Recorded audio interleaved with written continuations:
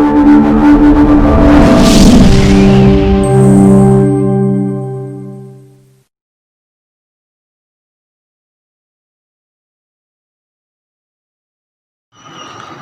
اللہ الرحمن الرحیم۔ بیٹا آج ہم سورۃ الاحزاب کا رکوع نمبر 3 پڑھیں گے۔ اس کے متعلق سب سے پہلے اس کی تشریح رکوع نمبر 3 میں کیا بیان ہوا، اس کے بعد الفاظ معانی اور پھر مشقی سوالات اور غیر مشقی سوالات کی طرف ہم جائیں گے۔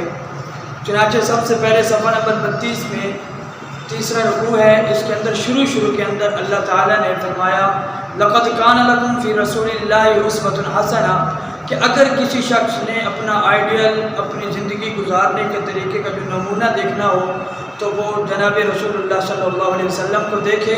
فی رسول اللہ اسوۃ حسنہ، زندگی کے ہر چیز آپ کو انہی کی زندگی سے حاصل ہوگی۔ اور پھر فرمایا کہ یہ کون شخص ہے جو اللہ کے رسول صلی اللہ علیہ وسلم کے عملی نمونے پر آئے گا؟ اس کا جواب دیا لمن کان یرجو اللہ والیوم الآخر، یہ وہ شخص پیغمبر خدا کی پیروی کرے گا جس کو قیامت کے دن کے آنے کی امید بھی ہو اور اللہ سے ملاقات کی بھی امید ہو، وہ شخص یہ کام کرے گا۔ اس کے علاوہ دوسرے لوگ جو ہیں وہ حضور کو آئیڈیل نہیں بنائیں گے۔ اس طریقے سے دوسری لائن کے اندر منافقین کا طرز عمل نہیں بلکہ مومنین کا ایک طرز عمل بیان کیا گیا۔ گزشتہ سبق میں آپ نے ایک پڑھا تھا کہ منافقین اور مومنین کا طرز عمل کیا تھا جب ان کے اوپر مصیبت آئی، تو اس آیت میں دوسری لائن میں اس کا جواب دیا کہ جب مومنوں نے غزوہ احزاب میں لشکر دیکھا تو کافروں کا، اور اتنے دن ہو گئے جہاد کو، قتال کو نہ کرتے ہوئے، ایک قسم کی جو ہے وہ مدینہ سے باہر جاتے ہوئے صحابہ کرام کو کافی دن گزر گئے، تو پریشان ہو گئے، کھانے پینے کے لیے ہر چیز ختم تھی، قحط سالی ختم تھی۔ تو اس موقع پر جب قحط سالی ہوئی تھی تو اس وقت مومنوں نے جب یہ لشکر دیکھا تو کہا کہ یہ تو وہ ہے جو اللہ اور اس کے رسول نے ہم سے وعدہ کیا تھا۔ گویا کہ ایمان والوں کا ایک طرز عمل اس میں بیان کیا گیا۔ اور اس کے بعد فرمایا کہ جب ایمان والوں پر مصیبت پہنچی تو ایک تو وہ اطاعت میں بڑھ گئے، دوسرا وما زادہم الا ایمانا وتسلیما، وہ ایمان کے اندر بھی زیادہ بڑھ گئے۔ کافر منافق ایمان میں نیچے چلے گئے اور جو پکے مسلمان تھے وہ ایمان میں بڑھتے چلے گئے۔ اور اس کے بعد فرمایا کہ من المؤمنین رجال صدقوا، کتنے مومن ایسے تھے کہ جنہوں نے غزوہ بدر میں وہ نہ جا سکے اور پھر غزوہ احد میں کچھ ان کے بھائی شہید ہو گئے، اب ان کی خواہش تھی غزوہ احزاب کے اندر، تو کتنے مومن ایسے تھے کہ جن کو اللہ تعالیٰ نے جو انہوں نے اقرار کیا تھا کہ ہم لڑیں گے، ہمیں حضور نے جیسے فرمایا ہم میدان میں اتریں گے، انہوں نے اپنے وعدے کو سچا کر دکھایا۔ اور بعض تو ایسے تھے فَمِنْهُمْ مَنْ قَضَىٰ نَحْبَهُ، کہ جن کی نظر پوری ہو گئی، انہوں نے منت مانگی تھی کہ ہم احزاب میں جائیں گے، غزوہ احزاب میں، اور اپنی جانوں کا نذرانہ پیش کریں گے، تو ان کی وہ منت بھی پوری ہو گئی، کیونکہ وہ غزوہ بدر میں نہ جا سکے، احد میں نہ جا سکے، تو غزوہ احزاب میں ان کی منت پوری ہو گئی، انہوں نے مانگی تھی۔ اور بعض ایسے ہیں جو اپنی نظروں سے فارغ ہو گئے، اور بعض ایسے ہیں جو ابھی انتظار کر رہے ہیں، وہ آئندہ اگلی جو ہے وہ جنگ بندی کا انتظار کر رہے ہیں کہ اب آئندہ جنگ کب ہوگی اور ہم میدان میں اتریں اور اپنی جوش اور جذبہ لوگوں کو دکھائیں۔ اس کے بعد اللہ تعالیٰ نے فرمایا لیجزی اللہ صادقین، یہ جو غزوہ احزاب میں ایک قسم کی جو مسلمانوں پہ شدید قسم کی تکالیف آئی ہے، اس کا مقصد کیا ہے؟ لیجزی اللہ صادقین بصدقہم، تاکہ جو سچے لوگ ہیں ان کی سچائی ظاہر ہو جائے، وہ کہہ دیں آمنا وصدقنا، ہم تو اے پیغمبر ایمان بھی لائیں اور تصدیق بھی کریں، ویعذب المنافقین، اور جو منافق لوگ ہیں جن کا طرز عمل اور تھا، جن کا تجزیہ اور تھا، جن کے عمل اور تھے، فرمایا کہ ان کو اللہ تعالیٰ عذاب دے۔ اور ہاں اگر کوئی منافق توبہ کر لے گا انشاء یتوب علیہم، تو اللہ تعالیٰ اس کی توبہ بھی قبول فرما دیں گے۔ اس کے بعد فرمایا کہ اللہ تعالیٰ کی جو ہے صفت ہے غفور الرحیم، کہ جب بھی کوئی شخص توبہ کرتا ہے تو وہ بخش بھی دیتا ہے اور وہ خود جو ہے رحمت والی ذات ہے اور رحم بھی فرماتے ہیں۔ اس کے بعد اللہ تعالیٰ نے جو غزوہ احزاب میں کافر آئے تھے لڑنے کے لیے، لڑ نہ سکے، وہ لوگ اپنے غصے کے اندر واپس جا رہے تھے دانتوں کو پیستے ہوئے، تو اللہ تعالیٰ نے فرمایا کہ ہم نے کافروں کو لٹا دیا، جنگ بھی نہیں ہوئی، مسلمان بھی جیت گئے اور مال غنیمت بھی مسلمانوں کو ملا۔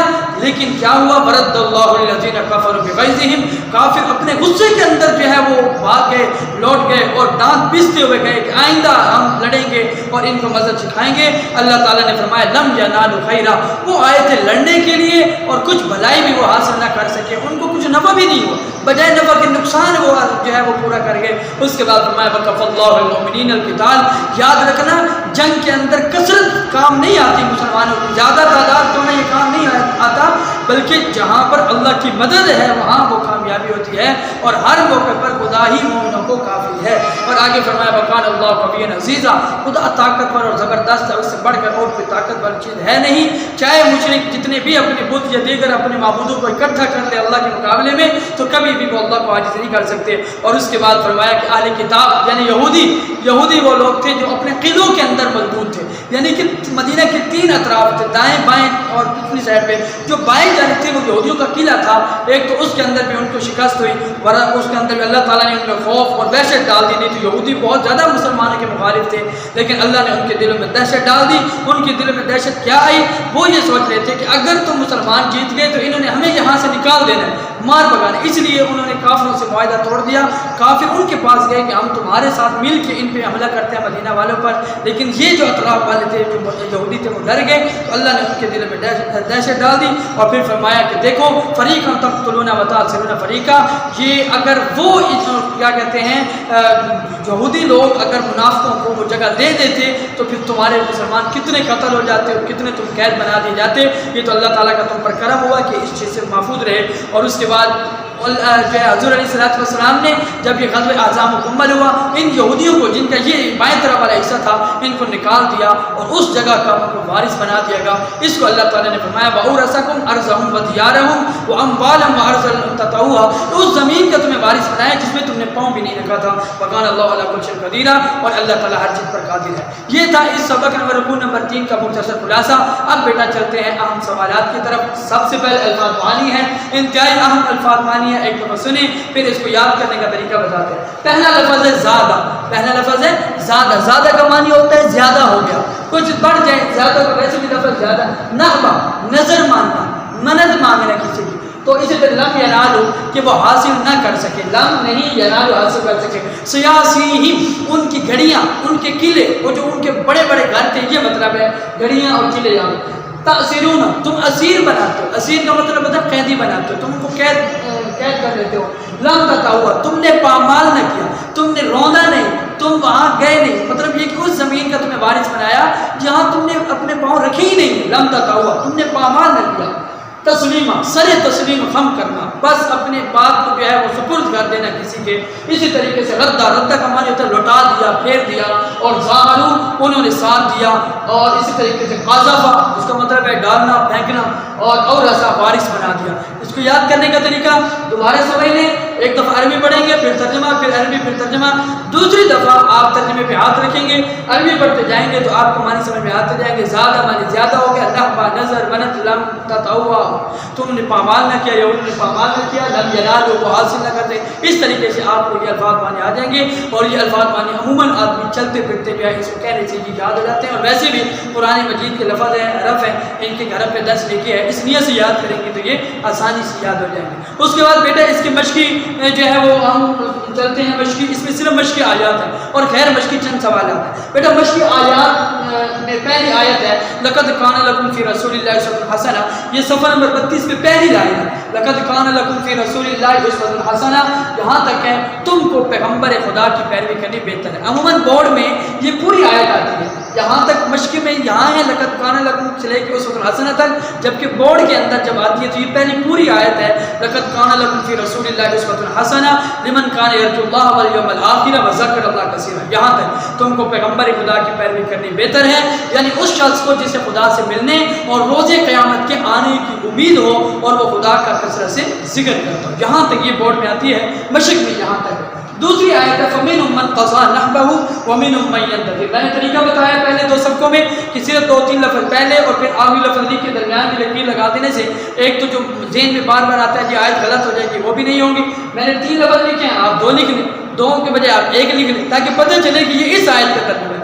ٹھیک ہے، دوسری آیت ہے تو بیٹا یہ صفحہ نمبر 32 پہ 1 2 3 4 تیسری لائن پہ اینڈ پہ آپ دیکھیں گے فَمِنْهُمْ مَنْ قَضَىٰ نَحْبَهُ وَمِنْهُمْ مَنْ يَنتَظِرُ، تو ان میں بعض ایسے ہیں، فَمِنْهُمْ تو ان میں بعض ایسے ہیں من قضا کہ جو اپنی نظر سے فارغ ہو گئے، جنہوں نے نیت منت مانگی تھی وہ ان کی پوری ہو گئی، وَمِنْهُمْ مَنْ يَنتَظِرُ اور بعض ایسے وہ انتظار کر رہے ہیں، تو ان میں بعض ایسے جو اپنی نظر سے فارغ ہو گئے اور بعض ایسے کہ وہ انتظار کر رہے ہیں۔ بیٹا تیسری آیت ہے وَكَفَى اللَّهُ الْمُؤْمِنِينَ القتال. اس میں ایک لفظ مومنین نہیں لکھا, نہیں تو یہ پوری آیت ہے. آپ اگر لکھنا چاہیں تو پوری لکھ دیں, نہیں تو وقفا اور القتال. یہ 2 نمبر کی عموماً آتی ہے شارٹ کوشچن میں یہ آیت, وقف اللہ المؤمنین القتال ترجمہ, اور خدا مومنوں کو لڑائی کے بارے میں کافی ہوا. اگر آپ کتاب میں دیکھنا چاہتے ہیں تو بیٹا یہ 1 2 3 4 5 چھٹی لائن کے شروع سے دوسرا لفظ جو ہے وہ شروع ہو رہا ہے وقف اللہ المؤمنین القتال, اور خدا مومنوں کو لڑائی کے بارے میں کافی ہوا. بیٹا اس کے بعد اس کے غیر مشقی سوالات ہیں, اس کی طرف چلتے ہیں. پہلا سوال,